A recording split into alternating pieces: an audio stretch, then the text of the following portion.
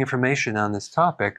Schizophrenia is a combination of having hallucinations, delusions, paranoia, mixed with feeling disconnected, loss of interest in life, and feeling emotionless, which basically is you're apathetic. Now, the medical theory of what causes schizophrenia is you have dopamine excess, and so you're given certain drugs to help regulate that.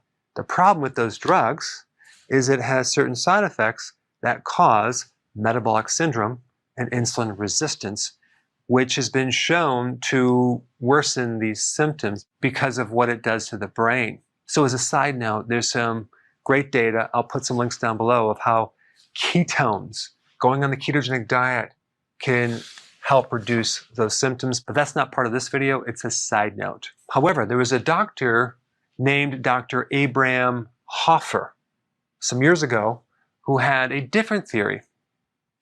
And that theory was called the adrenochrome theory.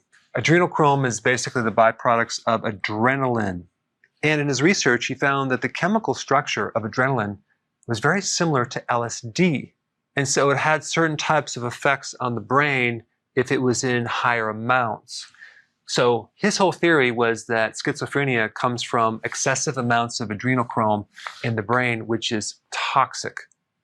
Now, normally you're supposed to have an enzyme that clears that chemical out. And people with schizophrenia have a defect with this enzyme. So he found that by taking large doses of B3, about 3,000 to 18,000 micrograms per day, and I'm talking about straight niacin. I'm not talking about the time-release niacin, the one that doesn't give you the flush. There's more side effects with that one rather than just take straight B3 niacin. But anyway, he found that by taking large doses of niacin, you can prevent the conversion of the precursor for adrenaline called noradrenaline, thereby making less adrenaline. So it will help clear out adrenaline. It helps you produce less adrenaline, which can be toxic to the brain, especially if you have a defect to this enzyme. But also B3 will reduce liver toxicity. It'll help reduce oxidative stress in your mitochondria, as well as help your DNA repair. There were several double-blinded studies that were done. One of the studies showed a 79.5% improvement in symptoms.